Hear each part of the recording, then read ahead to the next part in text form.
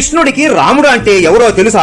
లేదా? ఒక రోజు కృష్ణుడు పడుకోకుండా అల్లరి చేస్తూ ఉంటాడు. అప్పుడు యశోదమ్మ, అరే కృష్ణ, ఇక పడుకోరా, సమయం అర్ధరాత్రి అవుతోంది, పడుకోరా నాయనా అని నిద్ర పుచ్చుతూ ఉంటుంది. అప్పుడు కృష్ణుడు, నిద్ర రావడం లేదు అమ్మా, ఒక కథ చెప్పు, వింటూ పడుకుంటాను అని అనగా, నీ కథలే ప్రతి పిల్లోడికి చెప్పి పడుకోబెడతారు, ఇప్పుడు నీకు నేను ఏం కథ చెప్పాలిరా అని ఆలోచిస్తూ కృష్ణుడిని పడుకోబెట్టి, పూర్వం ఇశ్వాక వంశంలో దశరథ మహారాజు ఉండేవారు, అతనికి 9 కుమారులు అని చెప్తుంటే ఊకొడుతూ వింటుంటాడు. పెద్ద కొడుకు రామచంద్ర ప్రభు ఎంతో గొప్ప ధర్మాత్ముడు. ఆ రాముడు తండ్రికి ఇచ్చిన మాట కోసం 14 సంవత్సరములు అరణ్యవాసానికి వెళ్ళాడు. శ్రీకృష్ణుడు మెల్లగా కళ్ళు మూస్తూ ఉంటాడు. అమ్మయ్య, వీడు పనుకున్నాడు అని యశోదమ్మ అనుకుంటుంది. వనవాసానికి వెళ్ళినప్పుడు దుర్మార్గుడైన రావణాసురుడు అపహరించాడు అని అనగానే ఒక్కసారి కృష్ణుడు నిద్ర నుండి లేచి గట్టిగా, ఓ లక్ష్మణ, ధనుస్సు పట్టుకుని రా, నా వెంట రా, ఎవరో సీతని తీసుకుని వెళుతున్నారు అని అరుస్తాడు. ఉలిక్కి పడిన యశోదాదేవి తల మీద ఒక మొటిక్కాయ వేస్తుంది. అప్పుడు కృష్ణుడు ఒక దొంగ నవ్వు నవ్వి, ఓహో అది రామావతారం కదా,